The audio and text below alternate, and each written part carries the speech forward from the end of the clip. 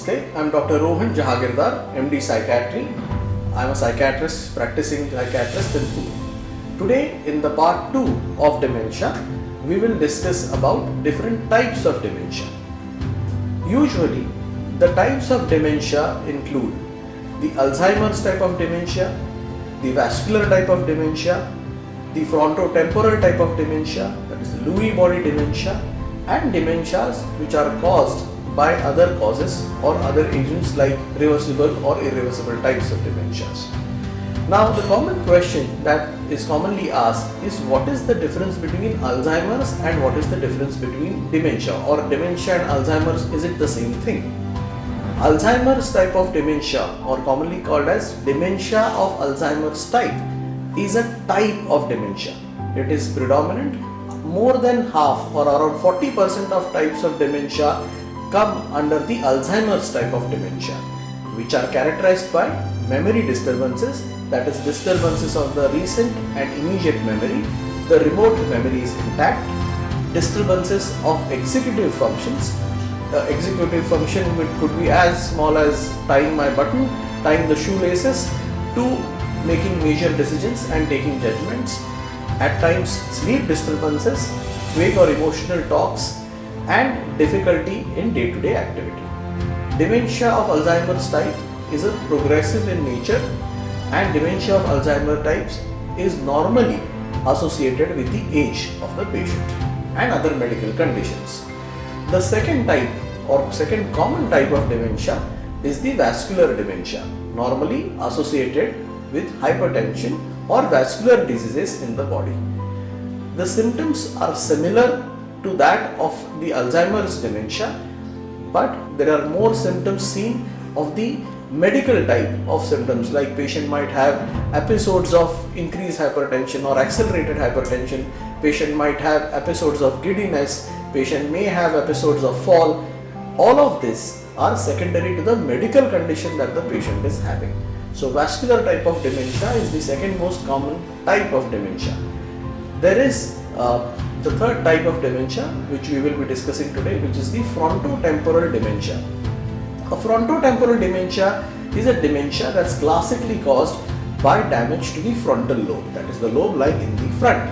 The frontal lobe also is responsible for decision making and personality of essentially of the patient. So a personality change classically exhibited by disinhibited behavior. So lot of times the family is shocked in cases of frontotemporal dementia, where they see that suddenly a very well educated, very decent person talks irrelevantly or talks sexually advancing manner or walks around in a disinhibited state. These are characteristics normally seen in the frontotemporal dementia. Behavioral disturbances, violence also can be seen in the frontotemporal dementia. There are times when combination or different types of dementia are seen together in patients as well. There are 2-3 other types like Lewy body dementias, the Pitt's disease, which are not very common, but the commonest types of dementia are dementia of Alzheimer's type, vascular dementia, and frontotemporal dementia. Here I would like to mention that there are reversible causes of dementia as well, like vitamin deficiencies, folic acid deficiency. We also have endocrinal causes like hypothyroidism. We have medical conditions like normal pressure, hydrocephalus. All of them can precipitate an episode of dementia, but if the medical condition is corrected, there is a significant change in the symptoms of dementia. I would also like to mention in very brief a condition called as delirium. A delirium is a medical condition in which there is confusion, in which there is loss of orientation, in which there is lot of disturbances that typically occur secondary to a medical condition. Patient might be confused with dementia and delirium. One has to understand delirium is a short or very quick acting condition which has happened over a couple of hours to a day, while a dementia happens over a long period of time.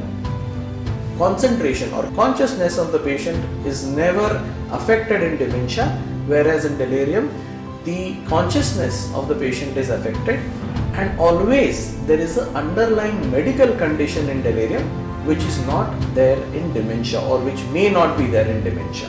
You can also see a condition where dementia and delirium can be together if there is a medical condition which is existing.